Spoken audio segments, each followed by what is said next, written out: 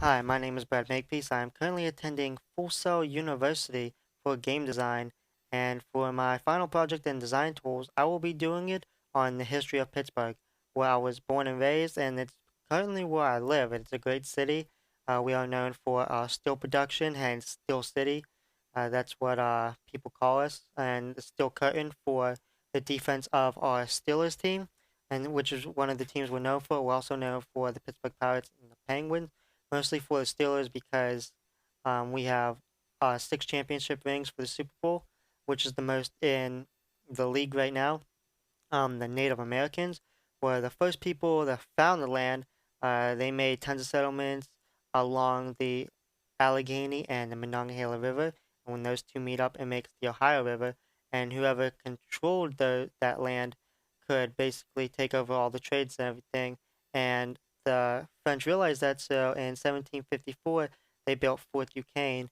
And you see what Pittsburgh looks like now and what Pittsburgh looked like with Fort Duquesne.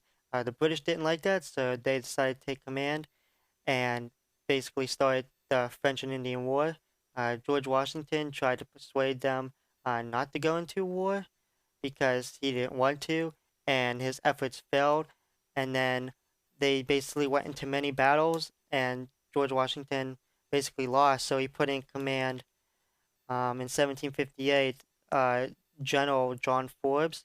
He assembled an army of 6,000 men near Fort Bedford, and he had another commanding officer named Henry Burkett, and they wanted to take over Fort Duquesne. So Forbes staged an attack with his second in command.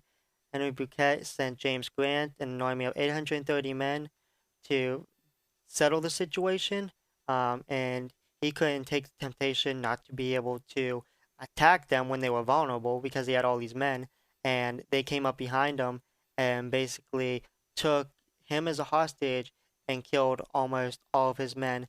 And then finally, on November 27, 1758, the British tried to move in on Fort Duquesne, and they noticed that it was burned down by the French and abandoned. And after 3 days later, Forbes decided to name the city called Pittsburgh after William Pitt, who was the British Prime Minister at the time.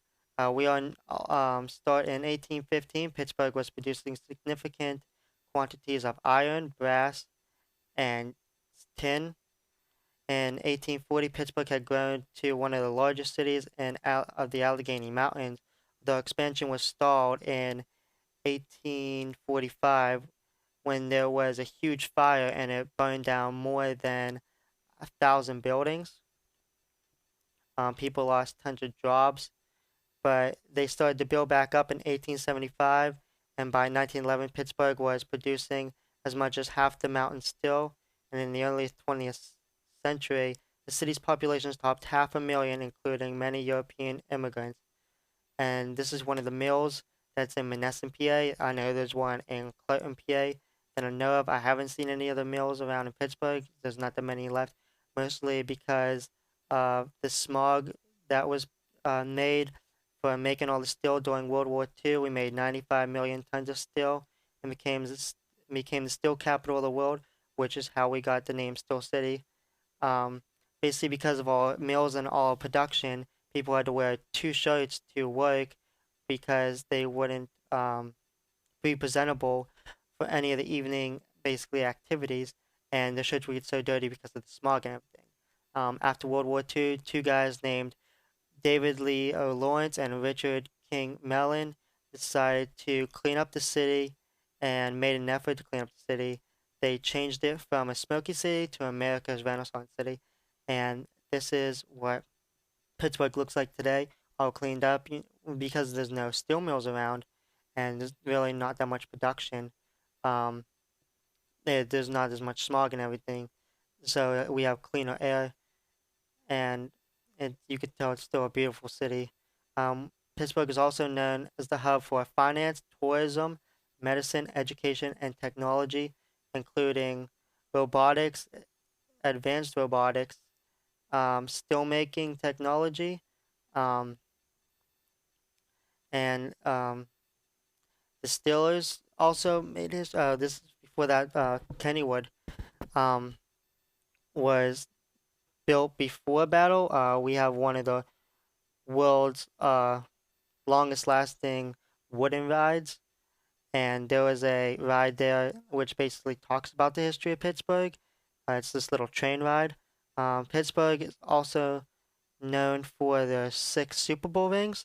As I said at the beginning, on February 1st, 2009, we played the Cardinals and we won 27-23, which would give us our 6 Super Bowl rings and make us the highest behind above the Dallas Cowboys. This is a picture of James Harrison. He was the first ever person to run back a 100-yard interception in the Super Bowl.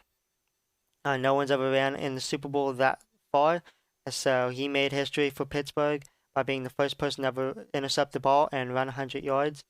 Um, this is Santonio Holmes. He was the dude who caught the game-winning pass in the end zone to give us a 7th Super Bowl. This is him, and this is the catch that he made. We won our Super Bowls in 1974, 75, 78, 79, then again in 95, and then we waited until 05, 08, and 2010 to get our 6th Super Bowl. Um, I hope you guys enjoyed this presentation.